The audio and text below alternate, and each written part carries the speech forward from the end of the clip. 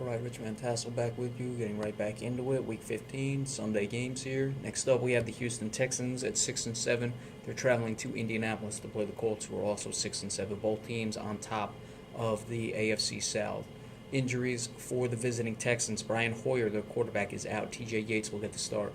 Brian Cushing, linebacker, questionable. Jadeveon Clowney, linebacker, questionable. J.J. Watt, defensive end, questionable. Alfred Blue, running back, probable.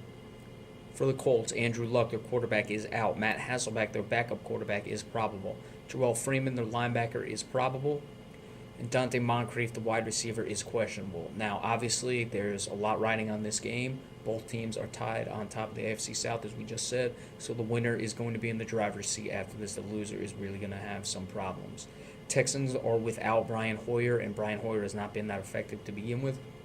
And T.J. Yates, we saw when he got time earlier this season, he's really not played well.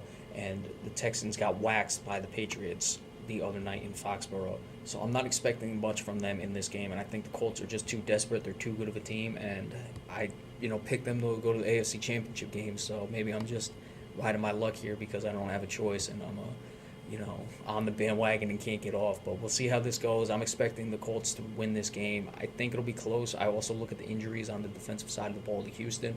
Clowney, Cushing, and J.J. Watt all questionable. Possibly one of them or two or three may not even be able to go. So you don't know, but I'm expecting at least one of them to not go. And Jadeveon Clowney has been picking up his place, so if he can't go, that'll really be a problem. But I like the Colts 27-20 over the Houston Texans. All right, next up, the Tennessee Titans at 3-10 are traveling to New England to play the Patriots, who are 11-2. The Patriots finally got back on their winning ways after defeating the Houston Texans the other night, and the Titans are coming off that blowout loss to the New York Jets and are not a good team at all. Okay, the injuries, once we get it to come up. All right, for the Titans, Dexter McCluster, their running back, is out. Derek Morgan, the linebacker, is out. Kendall Wright, the wide receiver, is questionable. For the Patriots, 4 listed as questionables: Leonard Hankerson, wide receiver; Julian Edelman, wide receiver; Danny Amendola, wide receiver; and Tom Brady, their quarterback. Rob Gronkowski, their tight end, is listed as probable. Really not much to say about this game. I expect New England to walk all over Tennessee. I believe they're a 14-point favorite, the Patriots are. I don't gamble. I don't pay much attention to it, but that just goes to show you what the thoughts around or the consensus thought of this game is. Is Tennessee, could Marcus Mariota, take this opportunity to try to shine and really have a good game? I guess anything's possible, but, it's also possible that I'll be a billionaire tomorrow. So we'll see how this goes. But I'm liking the Patriots big time. I like it 31-7, and I think I'm being a little too kind with the only 24-point deficit. So we're not going to spend much time on that game at all. All right. Next up, the Buffalo Bills traveling to Washington to play the Redskins. The Bills are 6-7, the Redskins 6-7. Obviously, the Redskins are atop the NFC East with the Giants and the Eagles. The Buffalo Bills are basically in win-out mode to make the playoffs, and even that might not be enough at this point. Injuries for the visiting Bills: Carlos Williams, running back, questionable; Preston Brown, linebacker, probable; Bakari Rambo, safety, questionable; Mario Williams, defensive end, questionable; Robert Woods, wide receiver, probable.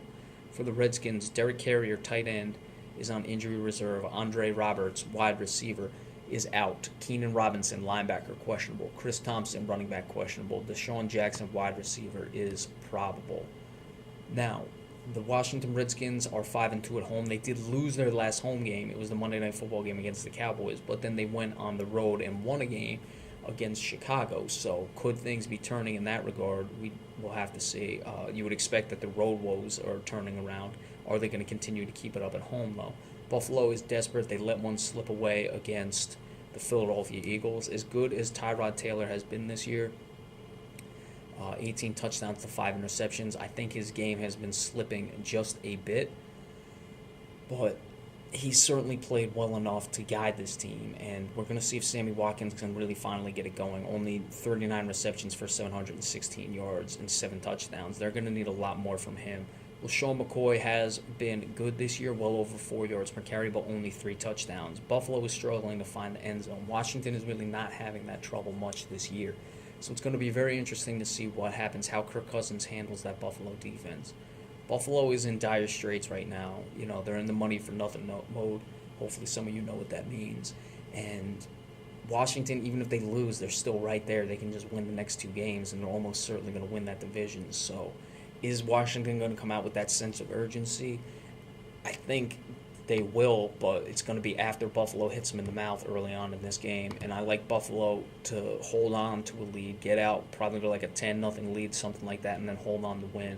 I like it 24-20 in favor of the Bills. All right, next up, the Kansas City Chiefs at 8-5 are traveling to Baltimore to play the Ravens at 4-9. The Chiefs are obviously on that 7-game winning streak, and they are tied with the Jets and the Steelers at 8-5 for those 2 remaining wild card spots. Injuries for the Chiefs, all questionable. DeAnthony Thomas, wide receiver. Justin Houston, linebacker. Spencer Ware, running back. For the Ravens, Crockett Gilmore, tight end, is doubtful.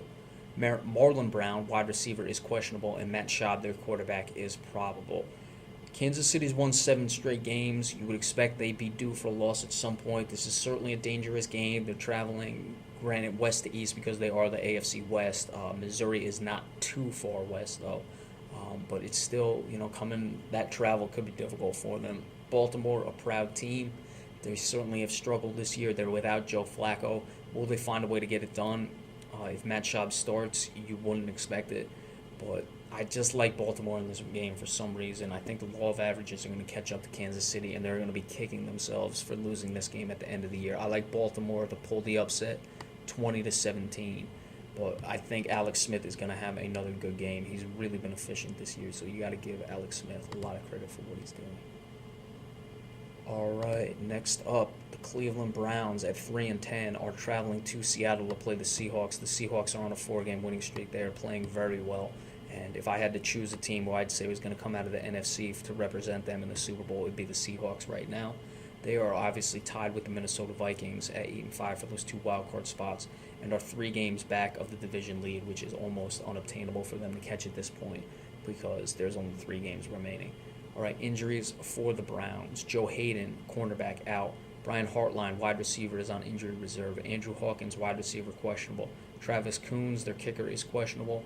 For the Seahawks, Marshawn Lynch is out. Thomas Rawls is also out. He's on injury reserve. He's another running back. Cam Chancellor, their safety, is questionable. Luke Wilson, tight end, is probable. Johnny Manziel is going to get the start for Cleveland. Let's start right there. We'll see if he can continue to develop, whether he's just a trade piece, they're trying to showcase him to trade him, or if they think they have their quarterback. This is going to be a real test for him, and I think it'll be one of the better games, so to speak, as far as it'll showcase what he really has, because he's going up against a tough Seattle Seahawks. I don't mean better as he's necessarily going to play well.